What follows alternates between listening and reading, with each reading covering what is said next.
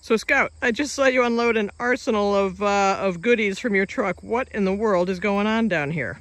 Well, this is all of our props, as you know, Maria. All the things we use in order to keep small and large animals away from our crops, whether it's vegetable, herbs, flowers, or fruits. Because I guess I'm not the only one who likes to eat these fruits and veggies. We have little critters who do. Yeah, little and large. That is true. So let me go through with you some of the props that we use. And they're all organic, so they don't hurt the animals. They just scare them away, which is what we want to do, because they need to eat as well, just not our crops. Okay, so walk us through.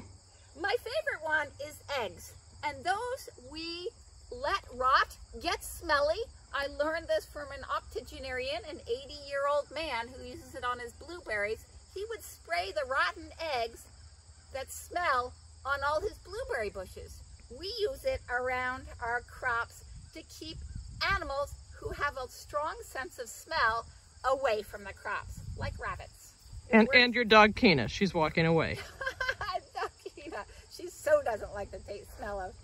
And the same thing goes with our onions. Our onions are so smelly that it keeps predators away as well. Mostly the rabbits, the groundhogs, the mice, and small rodents. So we just sprinkle around the edges in the midst of the garden beds. Yeah, a lot of them. Usually it's last year's onions. We don't usually harvest this year's onions because they're too valuable. Nothing goes to waste. Nothing goes to waste. And then we've got a radio. A radio? What? You want to serenade the plants? Yeah. No. Oh. We basically are using the radio and an on and off switch so that makes loud noise and then it stops, loud noise, then it stops. And that's really for the animals that have a good sense of hearing, like groundhogs. Next up. Other things we use, lights on a timer, like this. Those are floodlights. Go on and off, and that would be around the barn or somewhere where there's electricity.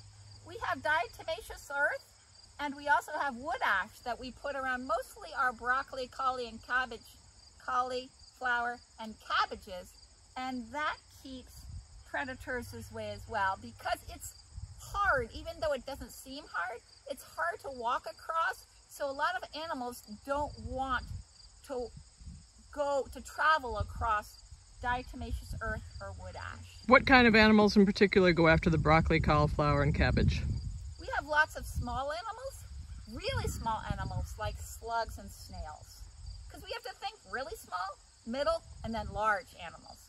We're constantly looking at our crops to see what's disturbing them and then coming up with what we can use organically to keep them away. And the weed whacker?